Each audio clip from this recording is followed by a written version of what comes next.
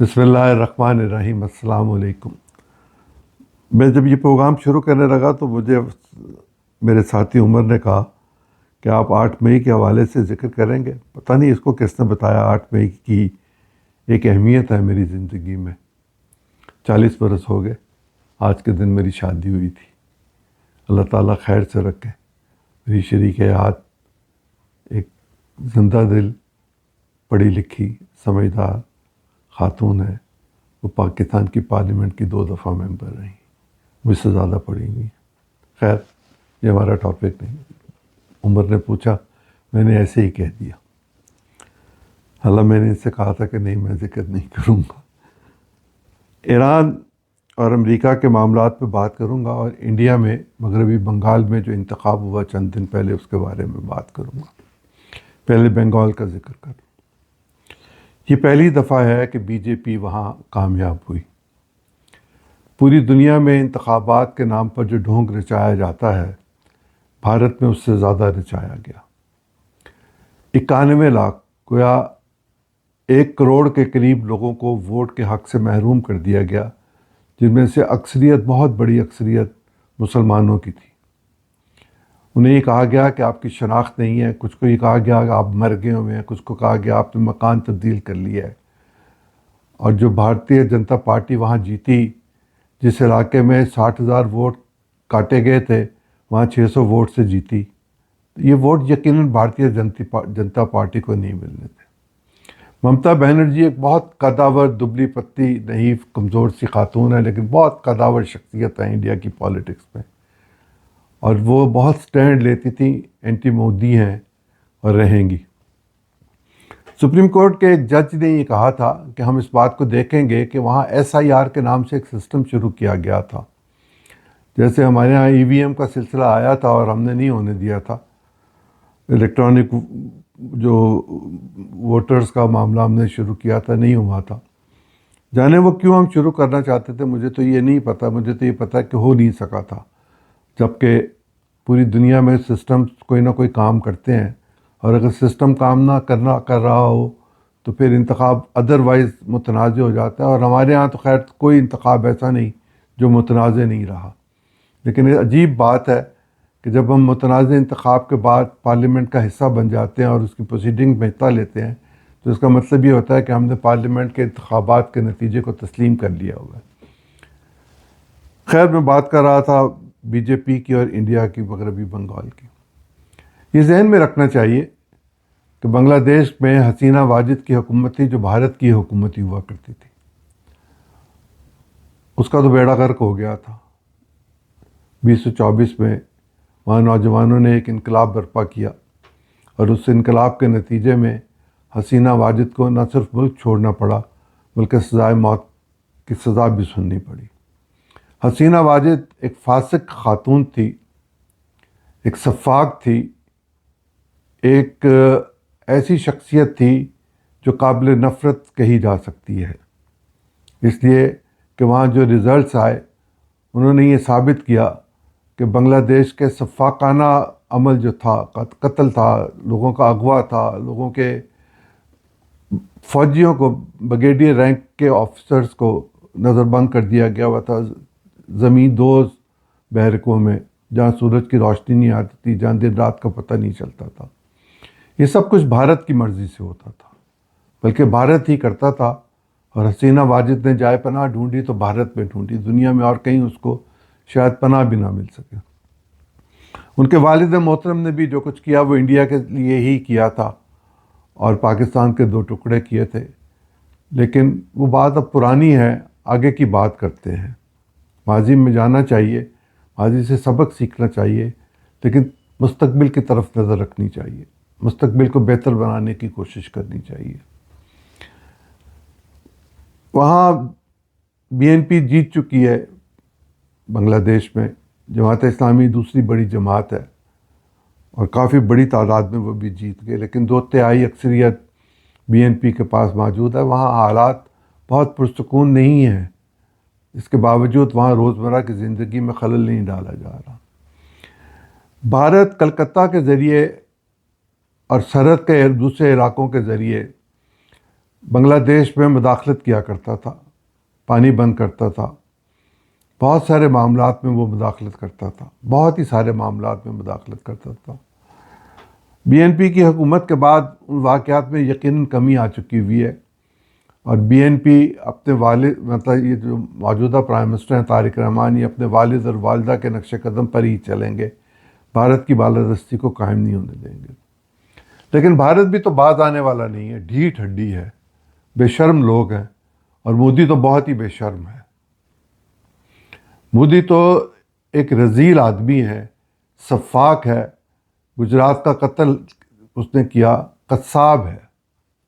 وہ اجمل قصاب تو ایسے ہی بیچارہ بدنام ہوا ہوا ہے، اصل قصاب تو مودی ہے، جس کو قصاب کے ہاتھ پہ چڑھنا چاہیے۔ مودی کی حکومت جس طرح پچھلا انتخاب بھارت میں جیتی تھی، اس پر بھی بہت سارے سوال راہل گاندھی نے اٹھائے تھے، اور وہاں کے الیکشن کمیشن پر بہت زیادہ تنقید کی تھی، اور انہوں نے ثبوت پیش کیے تھے کہ کس طرح ووٹوں کو ہیرا پھیری کی گئی ہے۔ سب جگہوں پر ہوتی ہے، لیکن بھارت میں تو انتہا ہو گئی، چونکہ بھارت دنیا کا سب سے بڑا جمہوری ملک کہلاتا تھا، اب وہاں ایک عجیب و غریب قسم کی ڈکٹیٹرشپ ہے، جہاں تمام کا تمام میڈیا گودی میڈیا ہے، جہاں تمام کے تمام صنعت کار، کاروبار، انڈسٹری سب مودی کی مرضی، ابرو کے اشارے پر چلتی ہے۔ اور اس لیے وہ بنگلہ دیش میں مداخلت کرنا چاہتے ہیں، مغربی بنگال کا الیکشن جیتنا، یا الیکشن کو چوری کرنا، یا ڈاکہ ڈالنا، یا غصب کرنا ان کے لیے ضروری تھا، جو انہوں نے کر لیا۔ 2-2, 3-3, 4-400, 500 ووٹ کے فرق سے بی جے پی کے لوگ جیتے، لیکن جن حلقوں میں ووٹ 60 ہزار، 40 ہزار، 50 ہزار، 15 ہزار کاٹے گئے تھے، وہاں کی آبادی جن کے ووٹ کاٹے گئے تھے، وہ الیکشن کمیشن کے دفتروں پر جا کر تمام ثبوت دیتے رہے۔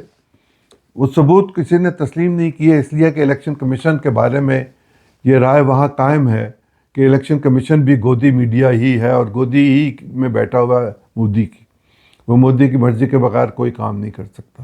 اور جتنے پیسوں کا استعمال وہاں ہوتا ہے، اور جس طرح پیسے لیے اور دیے جاتے ہیں، وہ بھی تاریخ کے اوراق میں لکھا گیا ہوا ہے۔ میں اس پہ پہلے پروگرام کر چکا ہوا ہوں، جب بھارت کے انتخابات تھے، میں اس کو ریپیٹ نہیں کرنا چاہتا۔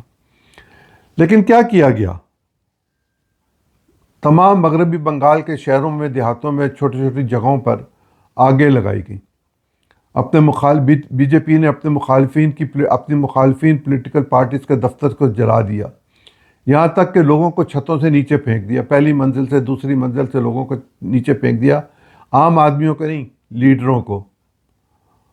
وہاں صورتحال گمبھیر ہے، بہت گمبھیر ہے۔ پوری دنیا میں اس پر انگلی اٹھائی جا رہی ہے۔ یہ کہا جا رہا ہے کہ جس کو ہم ڈیموکریسی سمجھتے تھے، وہ فاشسٹ ہے۔ وہاں کورٹس خاموش ہیں، الیکشن کمیشن چپ ہے، لوگوں کے 91 لاکھ ووٹ غلط قرار دے دیے گئے، لسٹ میں سے نکال دیے گئے، باوجود اس کے کہ ان کے پاس ثبوت موجود تھے۔ یہ ہے بھارت کی جمہوریت۔ موقع ملا تو پھر اس پر کل یا اگلے پروگرام میں بات کروں گا، کچھ اور ڈیٹیلز کے ساتھ، کچھ شہروں کے نام لے کے۔ ایک جگہ مرشد آباد ہے، بے شمار وہاں آگ لگائی گئی، دفتروں کو جلا دیا گیا، دکانوں کو جلا دیا گیا، سڑکوں پر ٹریفک جو چل رہی تھی اس کو جلا دیا گیا، ایک جگہ نہیں، کئی جگہوں پر، بہت جگہوں پر۔ اور بھارت کے اندر اس پر بھارتی زبان میں لکھنے والا کوئی شخص اس طرح موجود نہیں ہے، چونکہ سارے کا سارا میڈیا گودی میڈیا ہے۔ چند انگریزی لکھنے والوں نے اس پر لکھا، اور کچھ لوگوں نے اس پر پروگرام کیے، ادروائز سوشل میڈیا پہ اس پر کوئی زیادہ بات کرنے کے لیے تیار نہیں ہے۔ لیکن حقائق تو حقائق ہے، ان کو تو نہیں تبدیل کیا جا سکتا۔ ایران اور امریکہ کے درمیان جھڑپیں بھی ہو رہی ہیں، مذاکرات آگے بھی بڑھ رہے ہیں۔ بہت توقع ہے کہ جس وقت آپ یہ پروگرام سن رہے ہوں گے یا دیکھ رہے ہوں گے، اس وقت تک ایران کی طرف سے امریکہ کو اس کی تجاویز کے جواب میں کچھ نہ کچھ دے دیا جائے گا، کوئی بات کر دی جائے گی۔ ہم نے پچھلے پروگرام میں یہ بات کی تھی کہ مصالحت کے بہت قریب پہنچ چکے ہوئے ہیں، یہ واقعی مصالحت کے بہت قریب پہنچ چکے ہیں، یا ایگریمنٹ کے بہت قریب پہنچ چکے ہیں، یا کسی ایسی یادداشت پر دستخط کرنے کے بہت قریب ہیں جس پر ان کی انڈرسٹینڈنگ ہوگی، جس کو وہ تسلیم کریں گے، جس کو وہ ایک دوسرے کے لیے بہتر سمجھیں گے۔ امریکہ اس کے باوجود امن چاہتا ہے، سکون چاہتا ہے، لیکن جنگ بندی کی خلاف ورزی بھی کرنا چاہتا ہے. وہ شرارت کر رہے ہیں. اور ایران یہ کہتا ہے کہ جب بھی میز پر بیٹھنے کی یا سفارتکاری کو آگے بڑھانے کی بات ہوتی ہے امریکہ ایسی حرکت ضرور کرتا ہے، عادت سے مجبور ہے. اگر امریکہ یہ کرتا رہے تو ایران کا یہ کہنا ہے کہ امریکہ کو یہ بات باور کر لینی چاہیے، اچھی طرح ذہن نشین کر لینی چاہیے کہ ہم جھکنے والے نہیں ہیں. ہم اپنی خود مختاری اور اپنی اولو العزمی پر کوئی سودا نہیں کرنا چاہتے. ہم جیسے ہیں ہم ویسے رہیں گے. اور CIA کی وہ رپورٹ جو امریکہ نے پبلک کی ہیں یا CIA نے پبلک کی ہیں کہ ایران نے کچھ تیاری کی ہوئی ہے، 75% ان کے میزائل ان کے پاس ہیں. تو انہوں نے کہا عراقچی صاحب نے کہ 75% نہیں 125% ہمارے پاس موجود ہیں، یعنی جتنے پہلے تھے اس سے بھی 25% زیادہ ہیں. ایران یہ بتانا چاہتا ہے اور کہہ رہا ہے کہ اگر جنگ ٹھونسی گئی کسی بھی صورت میں، کسی بھی حالت میں، کسی بھی طریقے کے ساتھ تو ہم جنگ کے لیے تیار ہیں. لیکن ہم امن چاہتے ہیں. ہم چاہتے ہیں کہ پرامن بقائے باہمی کے اصولوں کے مطابق چیزوں کو طے کر لیا جائے. آبنائے ہرمز کا کیا ہوگا؟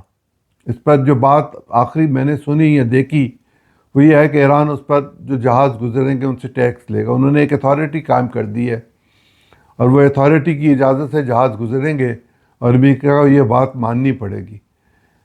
سعودی عرب اور کویت نے اپنے اڈے استعمال کرنے کی امریکہ کو اجازت دے دی ہے، باوجود اس کے کہ سعودی عرب یہ چاہتا ہے کہ وہ اپنے دفاع کا نظام خود قائم کرے اور کچھ عرصے تک وہ یقیناً کر بھی لے گا، چونکہ ان کی جو منزل نظر آتی ہے وہ 2034 میں فٹ بال میچز کے ساتھ ساتھ ان کی ڈیولپمنٹ نظر آتی ہے اور طرز معاشرت کو تبدیل کرتے ہوئے نظر آتے ہیں. لیکن کویت کیا کر رہا ہے؟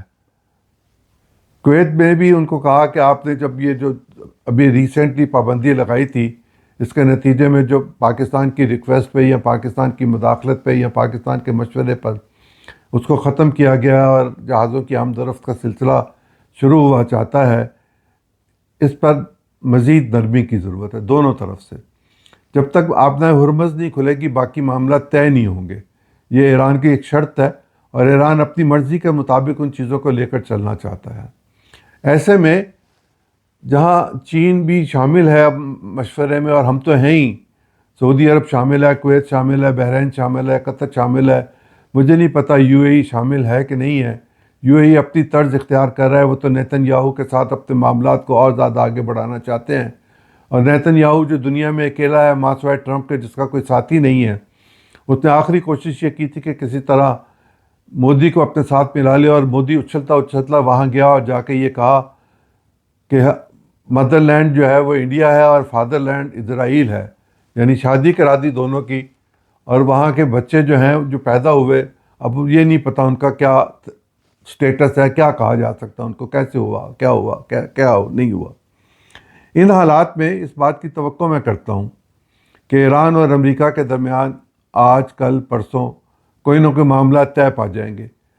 جو انڈرسٹینڈنگ نان پیپرز پر موجود ہے یا جو نان انڈرسٹینڈنگ ڈیولپ کرنے کی کوشش کی جا رہی ہے وہ پوری ہو جائے گی. اور اس کے پورے ہونے کے بعد اگر کوئی چھوٹی موٹی چیز ہوگی تو اس کو بھی سیٹل کر لیا جائے گا. جس وقت یہ براہ راست مذاکرات میں جائیں گے تو چیزوں کو طے کر لیا جائے گا. جب جنگ بندی ہوتی ہے تو کوئی نہ کوئی شرارت ضرور ہوتی ہے. دبئی نے بھی کچھ الزام لگائے، ایران نے بھی کچھ الزام لگائے، لیکن سب سے سنگین الزام تو چائنا کی طرف سے آیا کہ چین کے جہاز کو ہٹ کیا گیا اور اس کے ڈک پر آگ لگی.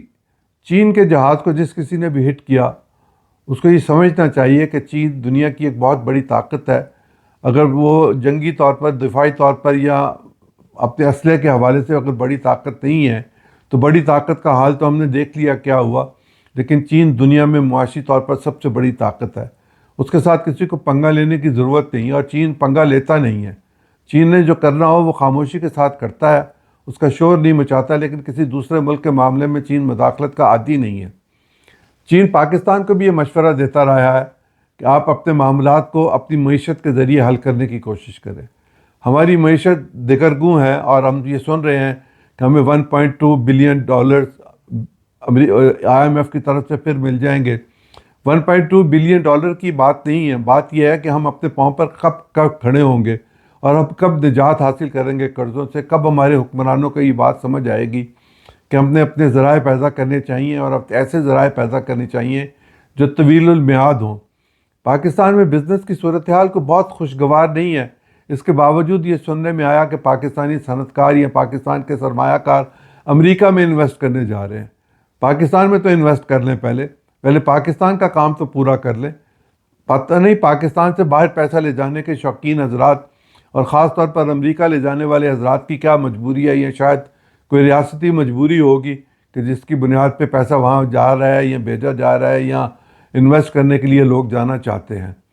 پاکستان میں انویسٹ کریں۔ پاکستان میں اگر روزگار کے مواقع پیدا نہ ہوئے اور انویسٹمنٹ نہ ہوئی اور سرمایہ کاری نہ ہوئی اور فورن انویسٹمنٹ نہ ہوئی تو ہماری بہت بڑی نوجوانوں کی تعداد دنیا کی ایسی قوت بن جائے گی جو راہ راست پر نہیں رہ سکے گی۔ ان کو راہ راست پر رکھنے کے لیے ان کی ٹریننگ کی ضرورت ہے، ان کو پڑھانے کی ضرورت ہے، ان کو روزگار دینے کی ضرورت ہے، انہیں ٹیکنالوجی سیکھنے کے لیے لگانا چاہیے، انہیں ہاتھوں سے کام کرنے کی صلاحیت کو پیدا کرنے کے لیے مواقع دینے چاہیے۔ آج کے لیے اتنا ہی، اجازت چاہوں گا۔ اللہ آپ کا اور میرا حامی و ناصر ہو۔